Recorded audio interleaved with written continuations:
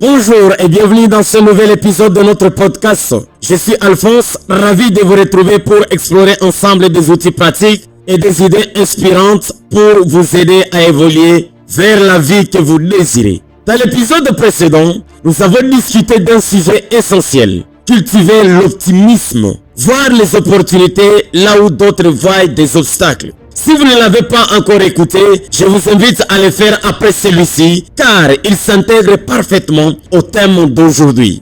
Et justement aujourd'hui, nous allons plonger dans un aspect fondamental du succès et de la transformation personnelle, les habitudes. Ces petites actions quotidiennes, souvent automatiques, ont un pouvoir immense pour nous rapprocher de nos objectifs ou au contraire nous en éloigner. Le titre de cet épisode, la puissance des habitudes, bâtir un quotidien qui soutient vos objectifs. Ensemble, nous allons voir pourquoi les habitudes comptent autant, comment elles se forment et surtout, comment créer des habitudes positives qui vous soutiendront à long terme. Alors, c'est parti! Pourquoi les habitudes sont si puissantes? Les habitudes sont comme des briques qui construisent notre quotidien. Ce que nous faisons de manière répétée détermine qui nous devenons. Quelques faits intéressants. Le premier fait, les habitudes représentent environ 40% de nos actions quotidiennes. Cela signifie qu'une grande partie de notre vie est gérée automatiquement sans que nous en soyons pleinement conscients. Deuxième fait, elles sont neutres par nature. Ce sont les habitudes bien sûr. Une habitude n'est ni bonne ni mauvaise. Ce sont nos choix qui définissent leur impact. Prenons un exemple simple. Si vous lisez 10 pages d'un livre chaque jour, au bout d'un an, vous aurez lu l'équivalent d'environ 10 à 15 livres.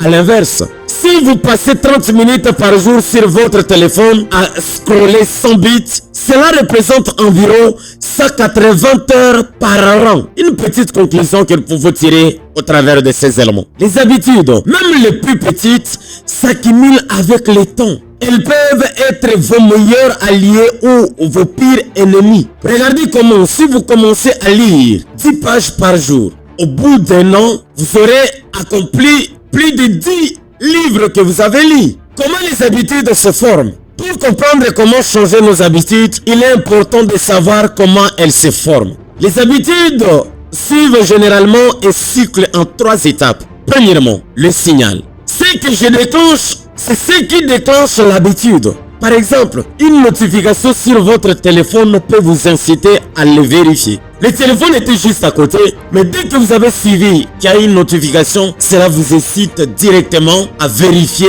votre téléphone. C'est qu'est-ce qui se trouve là-bas. Pourquoi? Parce qu'il y a eu un signal. La deuxième étape, c'est la routine. C'est l'action elle-même, comme ouvrir une application ou faire du sport par exemple. C'est-à-dire, ce que vous êtes en train de faire à partir du signal que vous avez eu. La troisième étape, c'est la récompense. La récompense, c'est juste le bénéfice perçu comme la satisfaction d'être informé ou le plaisir de la nourriture. Imaginons que vous avez l'habitude de boire un café chaque matin. Le signal, vous vous levez et vous vous sentez fatigué. La routine, c'est quoi? Vous préparez un café. La récompense, vous vous sentez plus éveillé et prêt à démarrer la journée. Voici 5 étapes concrètes pour construire des habitudes qui soutiennent vos objectifs. Première étape, commencez petit.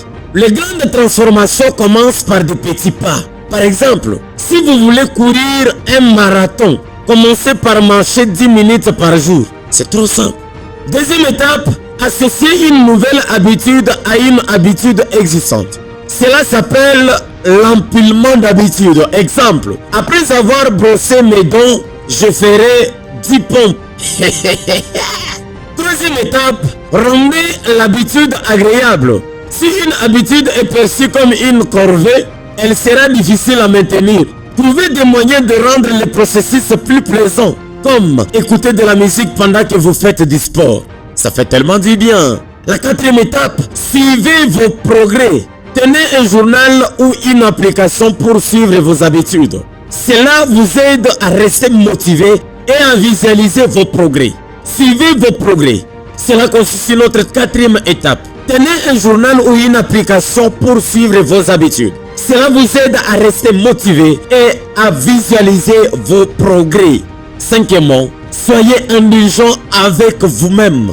C'est-à-dire, personne n'est parfait et il est normal de manquer une journée. Ce qui compte, c'est de ne pas abandonner. Laissez-moi partager une anecdote personnelle.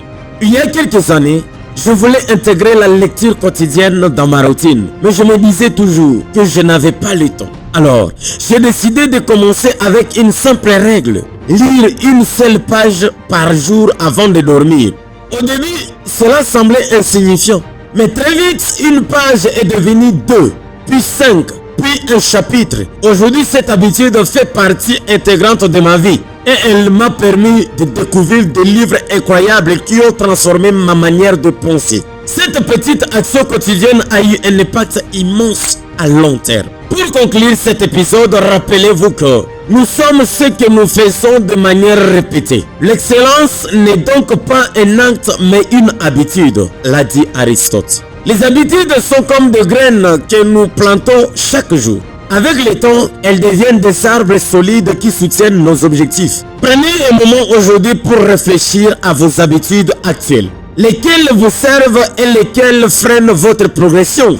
Et surtout, quelle petite habitude pourriez-vous commencer dès maintenant pour créer un changement positif dans votre vie? Dans notre prochain épisode, nous explorerons un thème fascinant: la force du lâcher prise, avancer sans tout contrôler. Merci de m'avoir accompagné dans cet épisode. Si vous l'avez apprécié, n'hésitez pas à le partager ou à laisser un commentaire. À très bientôt.